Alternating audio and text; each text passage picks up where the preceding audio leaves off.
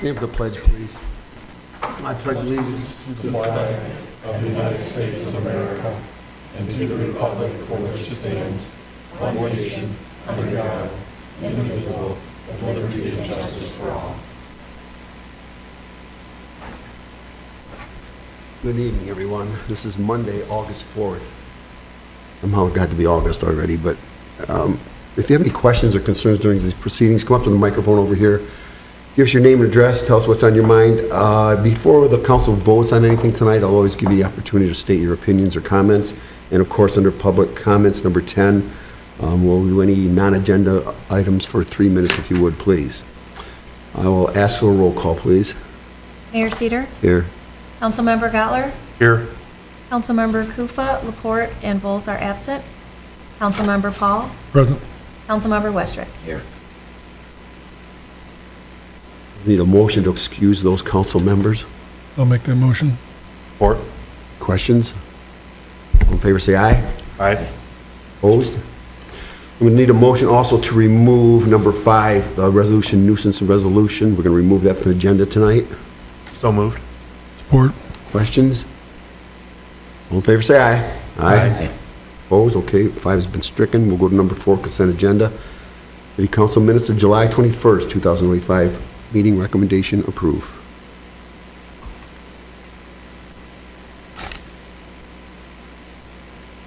Motion to approve as presented. Support. All right, the motion is supported. Questions? All in favor, say aye. Aye. Opposed? Number 6, reports of administration. Mr. Duchesne, what do you have tonight? Mr. Mayor, I'd like to reserve comments for the 2 policy agenda items. I'll address the mayor and council then. All right. Mr. Downey, you have anything? Nothing this evening, Your Honor. Your city departments? Go to D, of authority, boards, commissions, council reps. Anybody have anything from committees? Go to number 7, we have no unfinished business. Go to number 8, new business. A, approve appointment to dangerous building commission. Okay.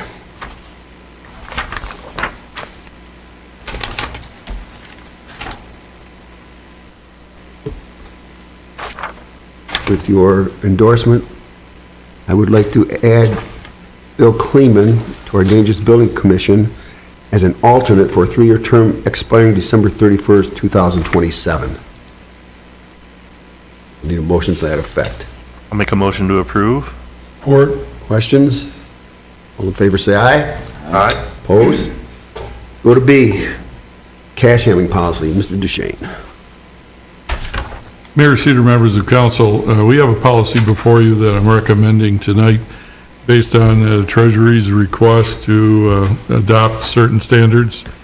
Before you, we recommend its approval because the current practice of handling cash is not in written form. Approval of this policy creates a retainable document that details our procedures and adds a requirement for duplicate verification in specific instances of cash counting that will ensure accuracy and transparency. These additional transaction steps are currently being taken to protect both the staff and the public. Staff is also reviewing the replacement of a cash counting equipment to further enhance the process. Further in the policy, you see that there types of cash mentioned about soil damage, ineligible, stuff you can't read, is not to be taken. And we are also putting in other steps to ensure that cash counting of those transactions are recorded and protected. There is no current problem. This hopefully will cut off any possibilities of problems in the future.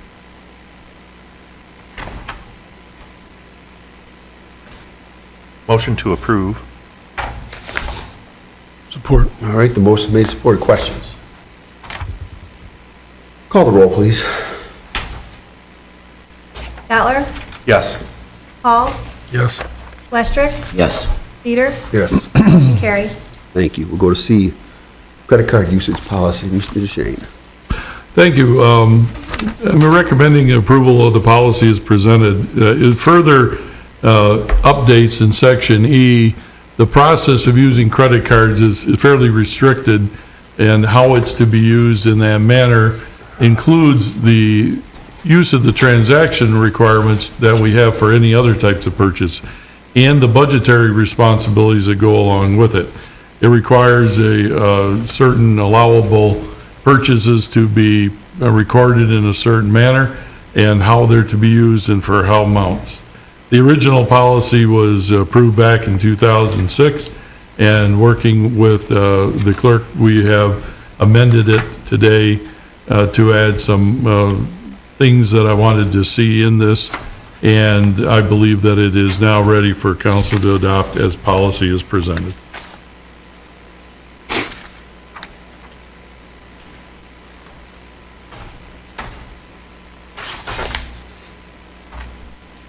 Motion to approve. I'll support. All right, the motion made, supported. Questions? Call the roll, please. Paul? Yes. Westrick? Yes. Fowler? Yes. Cedar? Yes. Motion carried. Thank you. We'll go to number 9, claims and accounts for 7:25 and 7:30.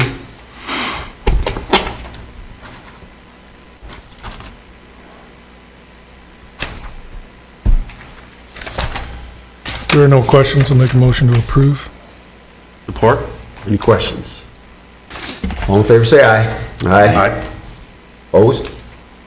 Go to number 10, public questions and comments. I'm going to ask any non-agenda items, and please limit it to 3 minutes if you would. Is there anybody has anything for the good of the group? McLaren?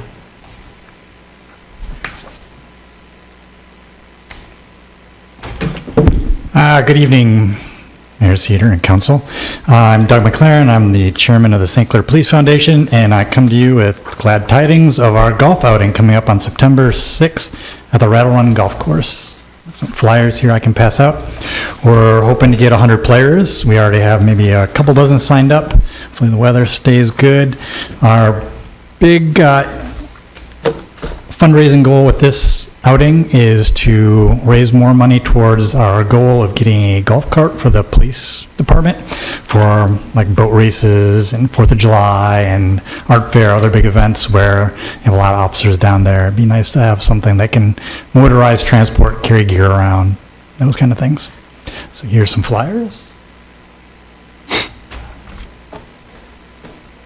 And if you have any questions?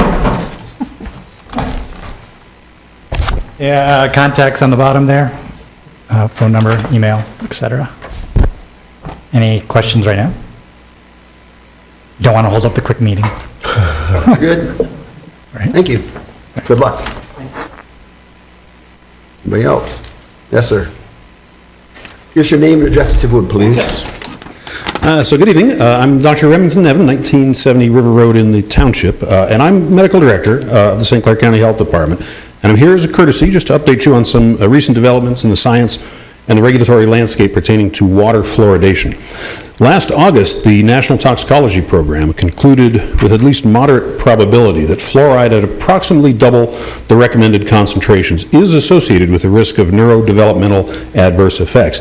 And on reviewing the evidence in September of last year, a federal district court ordered the EPA to regulate fluoride at its current recommended concentrations under the Toxic Substances Control Act. And although the EPA is appealing this ruling largely on procedural grounds, it does appear that EPA is not significantly questioning the science on which this ruling was based. And the evidence is increasingly clear that total fluoride concentrations likely to be encountered through both treated water and ingested topical fluoride-containing products does, in fact, carry an unacceptable risk of neurotoxicity and cognitive impairment, particularly during development. Accordingly, I believe that it is only a matter of time before EPA does act, possibly to lower maximum allowable fluoride concentrations, but likely, in my opinion, to prohibit the addition of fluoride altogether. And in anticipation of this action, Florida and Utah have recently prohibited the addition of fluoride to municipal water, and over a dozen other states, though not Michigan, are considering such action as well. And across the nation, many municipalities are doing the same, including here in Michigan. And contrary to what you may have been advised, municipalities in Michigan do have complete discretion in this regard. Past ordinances in support of fluoridation adopted decades ago, even by popular vote, should not be considered binding in light of this new evidence of neurotoxicity. To my knowledge, neither Michigan law nor regulation restrict the municipality's executive or legislative authority to act to remove this threat. And in my opinion, it would be well advised for municipalities to at least consider doing this, as this would be supported by evidence and be consistent with the precautionary principle and with a proactive concern for the health of its residents. Now, in my advisory role as county medical director, I have recommended that the health department adopt regulations to formalize such a prohibition across the county. This is a recommendation only and would require formal action by both the health officer and by the county board to endorse, but I believe this is the right thing to do. Our advisory board of health meets the third Wednesday of each month at 9 a.m. at the Don Dodge Auditorium, and I would encourage residents or officials with interest to share their comments at a future meeting of this board. The department will also likely be organizing a more formal outreach effort to discuss this in the coming weeks. And in the interim, I can be reached through the health department, and we'd be happy to answer any questions you may have. Again, I'm Dr. Nevin, St. Clair County Health Department. Thank you very much. Thank you, Dr. Nevin. Any other public comment?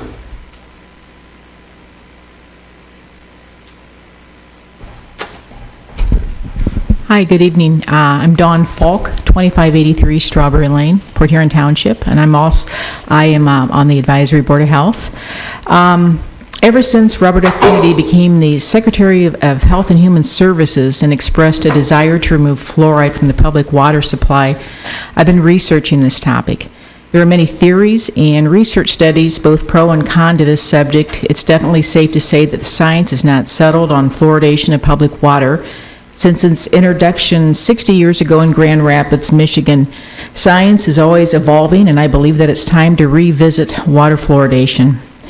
Out of 196 nations, only 24 have any fluoridation. Over 95% of the world is fluoride-free. Fluoridation is an outdated form of mass medication. Unlike all other treatment processes, fluoridation does not treat the water itself, but the person consuming it. The FDA accepts that fluoride is a drug, not a nutrient, when used to prevent disease. Fluoridating the water is a form of medication. That's why most Western European nations have rejected this practice, because in their view, the public water supply is not an appropriate place to be adding drugs, especially when fluoride is readily available for individual use in the form of toothpaste. The obvious reason to end fluoridation is that fluoride's main benefit comes from topical contact with the teeth, not from ingestion. Even the CDC's Oral Health Division now acknowledges this. There's simply no need, therefore, to swallow fluoride, whether in toothpaste, water, or in any other form. Further, despite early claims that fluoridated water would reduce cavities by 65%, modern large-scale studies show no consistent or meaningful difference in the cavity rates of fluoridated and non-fluoridated areas. And just a couple of more fluoride facts. Fluoridated countries do not have less tooth decay than non-fluoridated countries. Fluoride supplements have never been approved by the FDA. According to the International Academy of Oral Medicine, fluoride is a neurotoxin at any level. Neurotoxicity is damage to the nervous system caused by exposure to toxic substances such as fluoride. Most at risk are fetuses, infants, fluoride-sensitive individuals, low-income individuals, and people with workplace exposure, such as in heavy industry and individuals who work at water treatment facilities. So, like Dr. Nevin just said, our next Advisory Board of Health is August the 20th at 9 a.m., 200 Grand River Avenue in the Don Dodge Auditorium, and we would sure love for you guys to show up and to also do your own research. You're going to read about fluoride, you're going to read the pros and the cons, back and forth, but, you know, we need to get this out of the water. So, thank you for listening. Have a good night. Thank you. Anybody else? My little lady back here has been patient. You want to go next? Oh, she's being very gracious. You're up.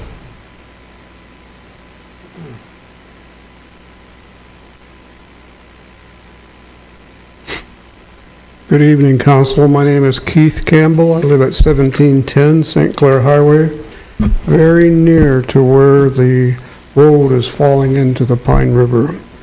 I'm wondering tonight what the status of the improvement of the road is, and I'm also asking you to do something about dust control. It's very bad. I can't keep the windows in my house open. I can't keep my cars, my boat, etc., house clean.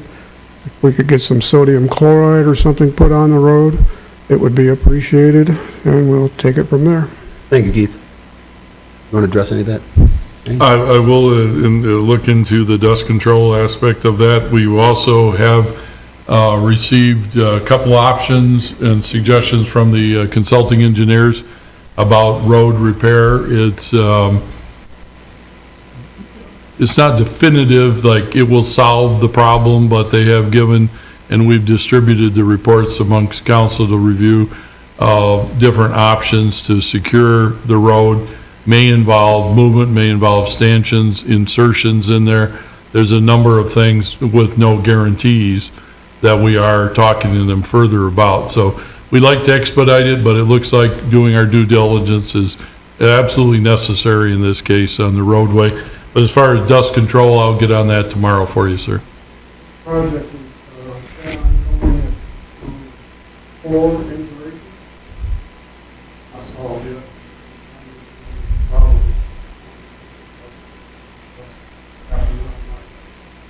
Understood. Thank you. Sorry for your inconvenience. Julie, you're up.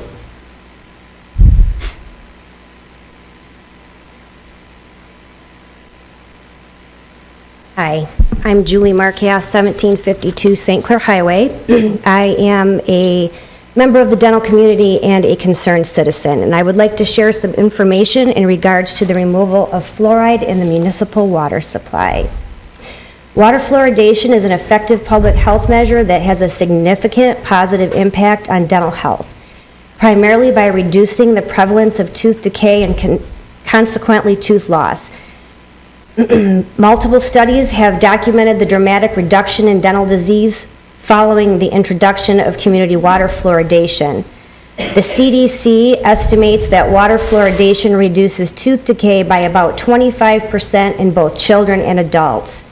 In the first community in the U.S. to add fluoride to its water supply, Grand Rapids, Michigan, in 1945, the rate of tooth decay among children dropped by more than 60% after just 10 years. The data is also supported by studies of communities that have stopped fluoridating their water. For example, after Windsor, Canada voted to end fluoridation in 2013, a 2018 report showed that the percentage of children with decay and/or needing urgent care increased by 51% compared to before the cessation. This led the city to vote to restart its fluoridation program. Fluoridation is a highly cost-effective public health measure. The CDC estimates that for every $1 spent on fluoridation, communities save an average of $32 per person annually in dental treatment costs. 1 year of providing fluoridated water in the U.S. is estimated to save $6.5 billion in direct and indirect dental costs. Fluoridation helps address disparities in dental health by providing cavity prevention to everyone in the community, regardless of their income, age, or access to dental care.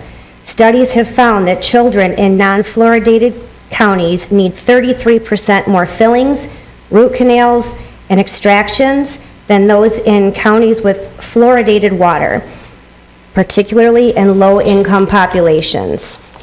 Fluoride works in two primary ways, systemically and topically. When ingested by children while their teeth are forming, it strengthens the enamel, making it more resistant to decay. After teeth have erupted, the fluoride in drinking water and saliva project a topical benefit, helping to repair and remineralize weakened enamel and reverse early signs of decay. Arguments against water fluoridation often cites potential neurological effects, specifically concerns about lowering IQ in children. A key source for this concern comes from studies conducted in areas where endemic fluorosis, where naturally occurring fluoride levels in the drinking water are significantly higher than the levels recommended for community water fluoridation, 0.7 parts per million in the U.S. These studies, often from countries like China and Mexico, have observed a correlation, not causation, between high fluoride exposure and lower IQ scores. It's crucial to note that many of these studies examined in populations with fluoride levels ranging from 2 to 8 parts per million, while the optimal U.S. level is 0.7. Dose is critical. The most significant counterpoint is that the studies showing negative neurological effects were conducted in populations with extremely high levels of fluoride exposure. Julie, I'm going to ask you to wrap it up here, okay? Okay. That's really all I got. That's Thank you. good. Good wrap-up, thank you. Anybody else?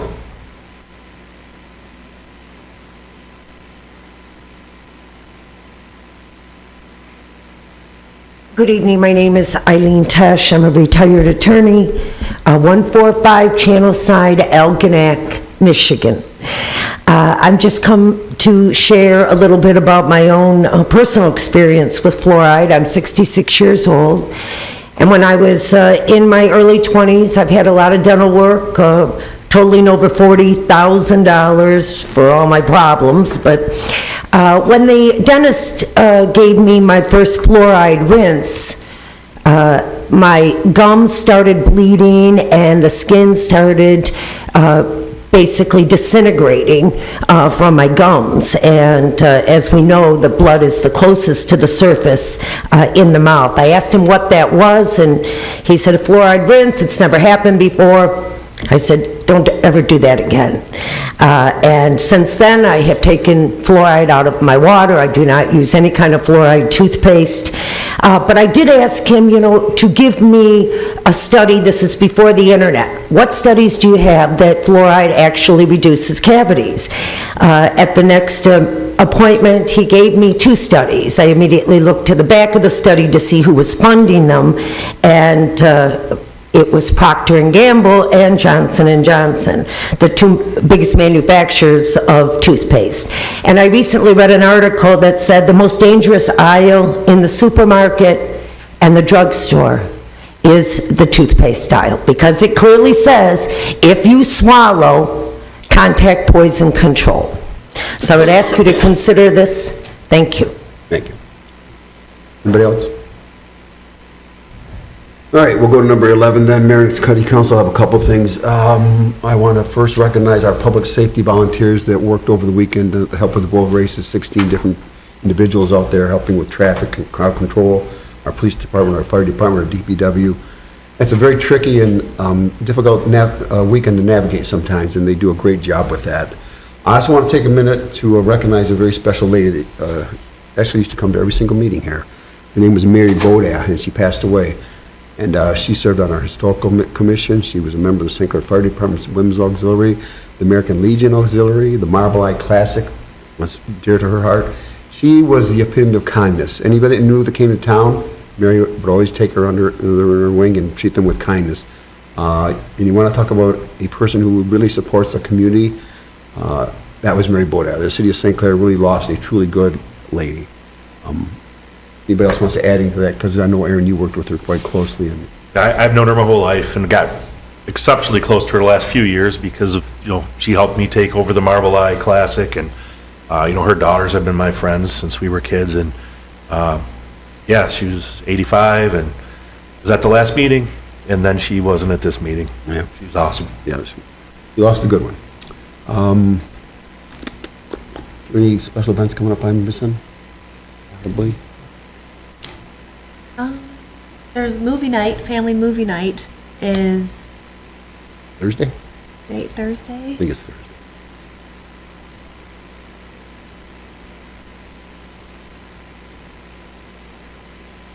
Hold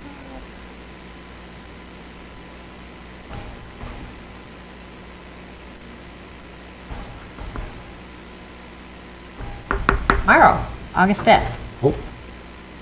Movie night tomorrow night. I will ask for a motion to adjourn. I'll make the motion. Support? All in favor, say aye. Aye. Aye. Have a good night, everybody. Thanks for coming. Thanks, everyone, for being courteous to each other and being kind.